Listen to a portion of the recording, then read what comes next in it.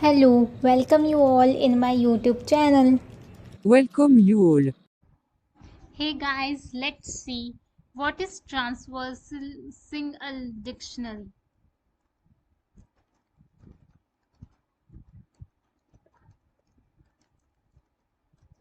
हमने यहाँ ऑलरेडी एक डिक्शनरी क्रिएट कर रखी है। ट्रांसवर्सिंग करना डिक्शनरी को मीन्स उसकी हर एक की और वैल्यू को इंडिविजुअली एक्सेस करना। इसके लिए हम फॉर लूप की हेल्प लेंगे। फॉर की इन डी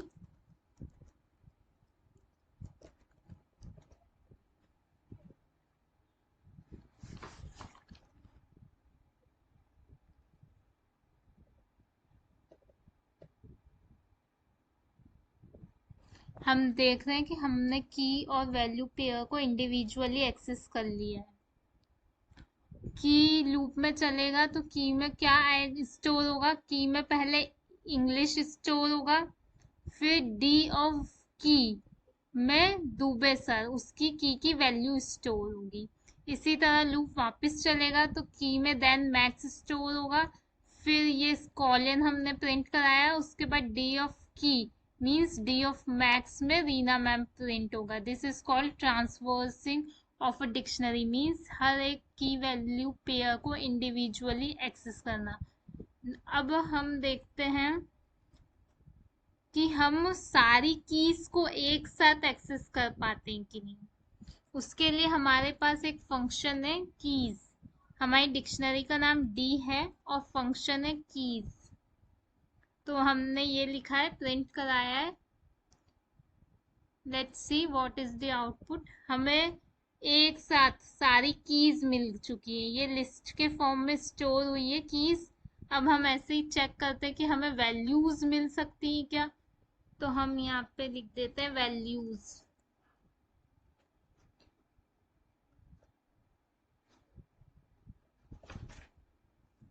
हमें एक साथ सारी वैल्यूज लिस्ट के फॉर्म में आउटपुट में मिल चुकी हैं।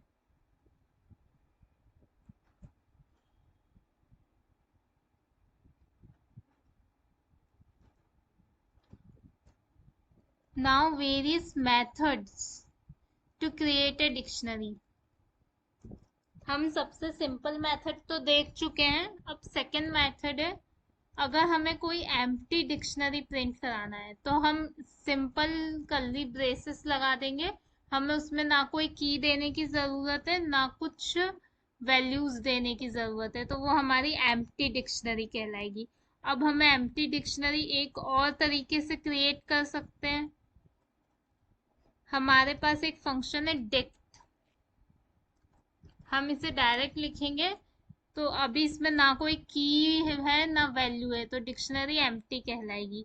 हमें फिर से एक एम्प्टी ब्रैकेट मिल चुका है। तो हमें एम्प्टी डिक्शनरी क्रिएट करना है तो हमारे पास दो तरीके हो सकते हैं, या तो हम डायरेक्ट डिक्ट फंक्शन लिखें या एम्प्टी ब्रेसेस लगा दें।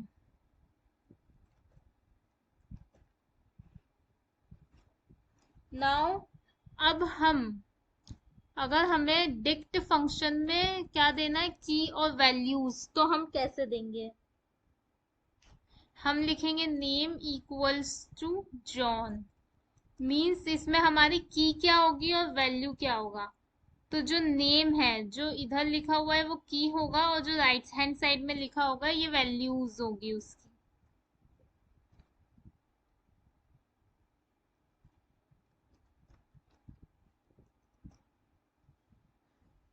Late print it.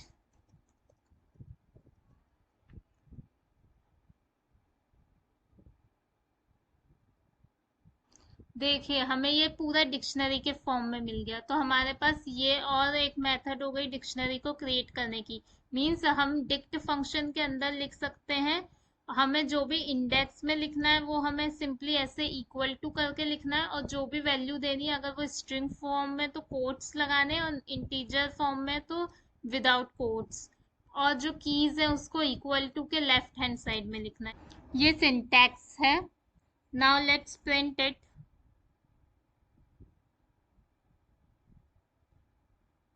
We get this dictionary. Now another way to do this means I am simply pass here dictionary. Means मैं डिक्ट के अंदर एक और डिक्शनरी पास करना चाह रही हूँ।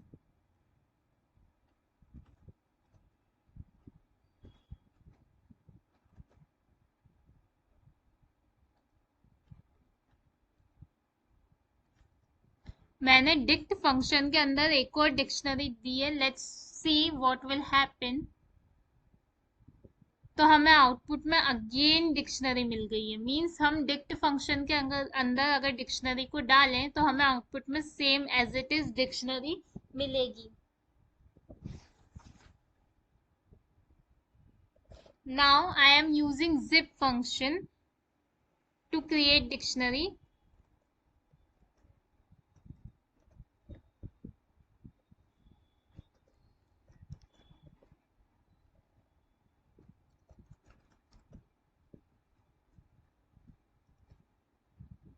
इसमें हम एक साथ पहले सारी कीज दे देते हैं।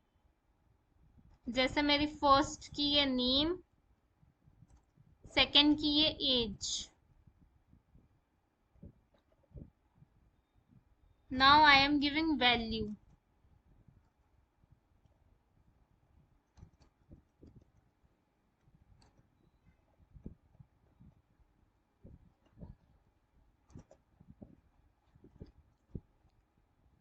Now print it. Means this is a zip function. इसे हमने डिक्ट में यूज किया है। मैंने डिक्ट लिखा, फिर जिप फंक्शन लिखा। इसमें पहले हमें कीज टपल के फॉर्म में देनी होती है, फिर हमें उसको वैल्यूज एक साथ देनी होती है। This is syntax of this function. We get the same dictionary again this time. Now, how to access this dictionary means I am print f dot name. What will be output of this? John. This is called accessing a dictionary. Means हमने यहाँ पे हमारी dictionary का नाम है f, इसमें हमने की पास की तो हमें वैल्यू मिलेगी आउटपुट में। Now how to add elements in dictionary. Means हमारे पास ये f एक डिक्शनरी है। अब हमें इसमें नई की और वैल्यू ऐड करनी है, तो हम क्या करेंगे? सपोज मुझे एक और की ऐड करनी है, सरनेम। तो मैं f स्क्वायर ब्रैकेट में लिखेंगे सरनेम, जो भी की पास करनी है, इक्वल्स टू जो वैल्यू हमें देनी है। Suppose I am giving here surname Sharma. Now print f.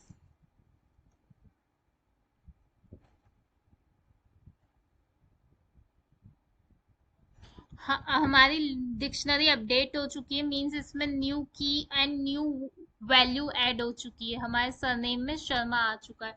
तो अगर हमें इसी तरह कुछ और ऐड करना है तो हम इधर ऐड कर सकते हैं।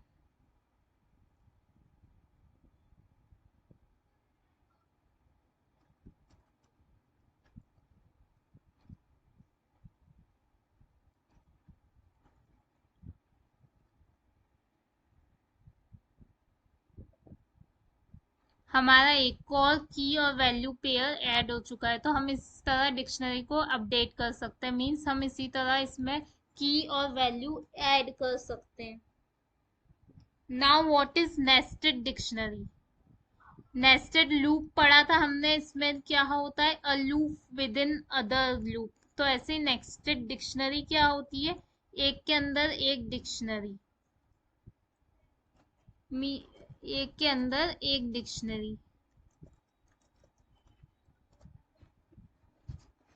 How to create such dictionary? Suppose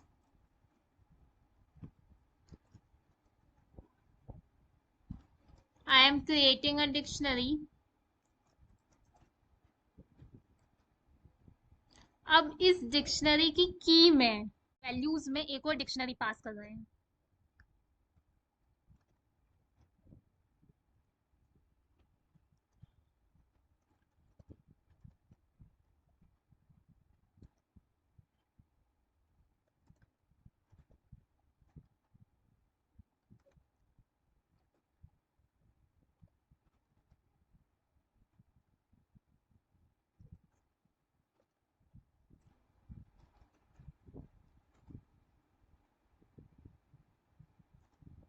अब we are accessing this dictionary.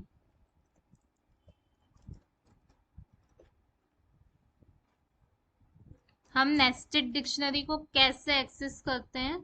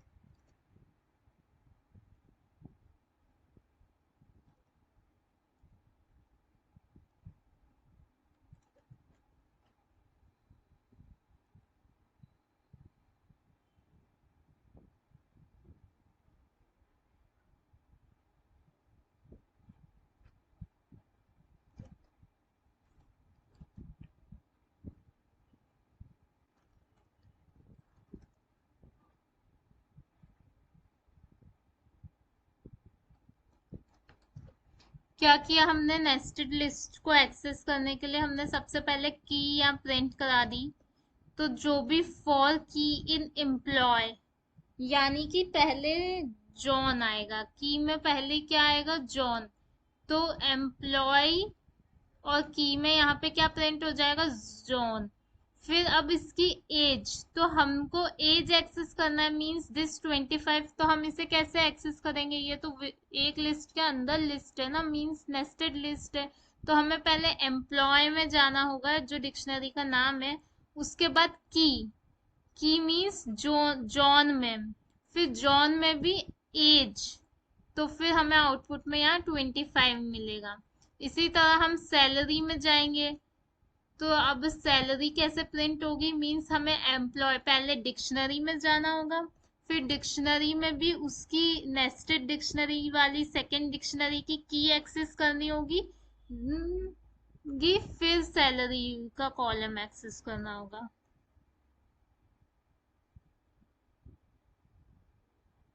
We got the output: employee John, age 25 and salary 25,000, and the another employee Diya। Means हमने दोनों की डिटेल्स इस तरह एक्सेस किया। हम नेस्टेड डिक्शनरी का यूज ऐसे हमारे कोई भी कॉम्प्लेक्स डेटा को सिंपलर वे में देखने के लिए करते हैं।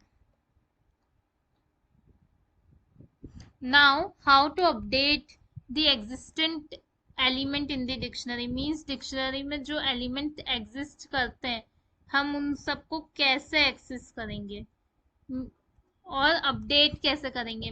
जो एलिमेंट पहले से डिक्शनरी में, हम उसे अपडेट कैसे करेंगे? Suppose this is a dictionary.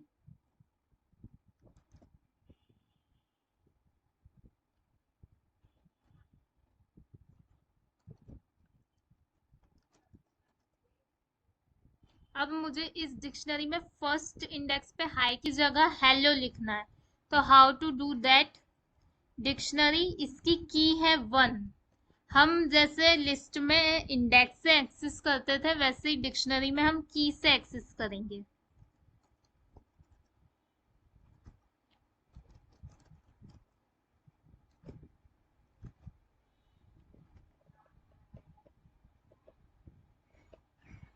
Update हो चुकी है। अब 1 की जगह हेलो आ चुका है। डिक्शनरी एक अनऑर्डर्ड सेट है, मींस इसमें पहले हमने जिस तरह वैल्यू दी, जरूरी नहीं है उसी तरह वैल्यू आउटपुट में आए। पहले 2 की वैल्यू भी आ सकती है और पहले 1 की वैल्यू भी आ सकती है। मींस हमने जिस ऑर्डर में डिक्शनरी लिखी है, जरूरी नहीं है हमें आउटपुट में उसी ऑर्डर में डिक्शनरी मिले। इसलिए डिक्शनरी को एक अनऑर्डर्ड सेट कहा जाता है। It is not a sequence, because हमें सीक्वेंस वाइज आउटपुट नहीं मिलता। हम जैसा लिखते हैं वैसे नहीं मिलता, कुछ की और वैल्यूज आगे पीछे होके हमें आउटपुट में मिल सकती हैं। Thank you all for watching.